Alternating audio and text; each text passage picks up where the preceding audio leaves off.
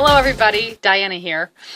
Welcome to my series, Hormone Balances for Simple Weight Loss. This video is going to cover the growth hormone. And yeah, that's the name of it, growth hormone. So what is growth hormone? What does it do? Growth hormone is important for tissue repair, muscle building, bone density, and just overall healthy body composition. This hormone causes fat cells to break down and burn that stored fat for energy. And it works synergistically with testosterone. Now, if you're a woman, don't go clicking out because we all have testosterone, men and women alike, just like we all have estrogen. Growth hormone is also known as the anti-aging hormone. So it stands to reason that we want a lot. When we end up with the proper balance of this anti-aging hormone, what ends up happening is we build muscle tissue, which is important for significant burning of fuel, while at the same time decreasing body fat. So it's a wonderful hormone to get to know when it comes to weight loss. Now this hormone, which affects nearly every cell in our body, it also affects our feelings, actions, and our appearance. Youth hormone. So in 2007, there was a study that was published in the Journal of Clinical Endocrinology and Metabolism. This study showed a link between decreased levels of growth hormone and abdominal obesity in menopausal women. So if that's you, if you're past menopause and you've grown bigger, this might be a huge factor. It's important to know what triggers this hormone, and that is sleep and exercise is what it takes to trigger the release of this wonderful anti-aging, fat-fighting hormone. So with this particular hormone here, there is no food thing that we can do. There's no foods that's causing the problem. Good, nothing we have to cut out, and there's no foods that's going to fix the problem. When you're making adjustments for this hormone here, it's going to be in the form of sleep and exercise. That's what it is that's going to take to increase the levels of the growth hormone, which is going to make you look younger, feel better, and grow thinner. The best type of exercise for this particular hormone is the HIIT. So it's a high intensity interval. So it's not staying high intensity the whole time. So this high intensity interval type training is the best exercise for triggering out wonderful amounts of this beautiful hormone. Again, like with the other hormones that we've covered that this kind of a workout helps for, again, we're looking at 3 times a week. And now, if you know anything at all about the HIIT, you're looking at between 15 and 20 minutes a day. So roughly an average about 15 minutes a day, 3 times a week, 45 minutes a week. It's going to increase this growth hormone, going to make you look better, feel better, and get thinner. 45 minutes a week. Can't beat that. 15 minutes, Monday, Wednesday, Friday. There you go. And there's also a number of other hormones that this sort of exercise will help to get balanced out in your body as well. So if you can exercise, then you can increase the growth hormone by doing this intensity interval type training 3 times a week. Again, I'm going to say, search through YouTube.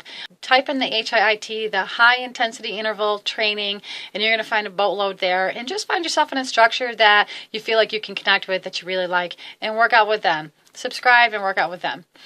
Now, what if we can't exercise? Because again, I know that there are a number of people who are, maybe you're too big to be able to exercise, or you have other physical problems where you just can't do it.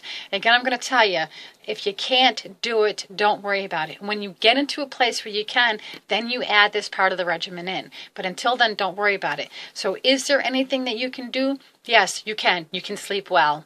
And it's going to be so important. What happens when we're sleeping in total darkness, we release melatonin. And when that happens, this then triggers a cool down in the body. As the temperature of the body decreases, growth hormone is then released. If we sleep with the lights on, or if we eat too close to bedtime, this interrupts the ability for that cool down period to happen in your body, and you don't get as much melatonin, and worse, you're not getting as much of the growth hormone. If you can't exercise to work on this growth hormone, then you want to stop eating like 2 hours before you go to bed, so that when your melatonin kicks in and your body can have the cool down period. and then you can release this hormone. The pitch dark, sleeping in pitch dark is the best. I've talked about it before, and also with silence, so that you can go into that deep, deep sleep. That's going to be important. In a cool room, if you can do that, if you can sleep in a cooler room, then by all means, decrease the temperature in the room. This can increase the growth hormone levels in your body as well. So again, if you're falling asleep with the TV on, because that's what you have to do, I know, I do the same thing. There's so many people that do that now. It didn't used to be a thing, but it's a thing now. I don't know anybody who can go to sleep without it, but that's just the way it is. So set the timer on your television. Set the timer so that it goes off shortly after you figure you're going to be going to sleep, so that you can spend the night sleeping in the total darkness and the complete silence. And you can get that good restful sleep. Your melatonin will trigger, which will in turn trigger your growth hormone. And you're going to be losing weight while you're sleeping. What's easier? Is there any easier way to lose weight while you're sleeping? Now, does this mean that the more you sleep, the more you're going to lose weight? No. Sleeping 16 hours a day is not going to lose you any more weight than sleeping 7 to 8 hours. 7 to 8 hours is what you should be getting every night. This is going to balance out so many other hormones in your body. It's going to give your body's ability to not store fat and to turn it into energy instead. So getting the growth hormone down, again, if you've had a couple of the other hormones off whack, and you might already be doing these things. So yay, you're already doing it. So just make sure that you're getting the sleep that you need. Don't eat 2 hours before bedtime if growth hormone is an issue for you. If growth hormone is not an issue for you, I don't care if you eat just before you go to bed. Don't eat close to bedtime. Set the timer on your television to go off at some point so that you can release melatonin in the pitch dark. That's what it takes. So you can have the body cool down and you can excrete more of the growth hormone and lose more body fat from that. And if you are able to exercise, the HIIT, run a search on YouTube, you're going to find it. If you found this video interesting, if you know anybody who might be able to get something out of this information, make sure you click share it with the world. If you have any questions or comments about the growth hormone, pop that in down below. I'll be happy to answer those questions. I love questions. There's going to be more hormones to come, so make sure you click subscribe so you can get those as they're coming up. Also, if you haven't seen the videos on other hormones, be sure that you do that. This one was a really, really fast one that we went through because there was no food fixes for this one. Unfortunately, because it's just so much easier. Like, eat, get better. I love that. Share, like, subscribe, and I'll see you next time.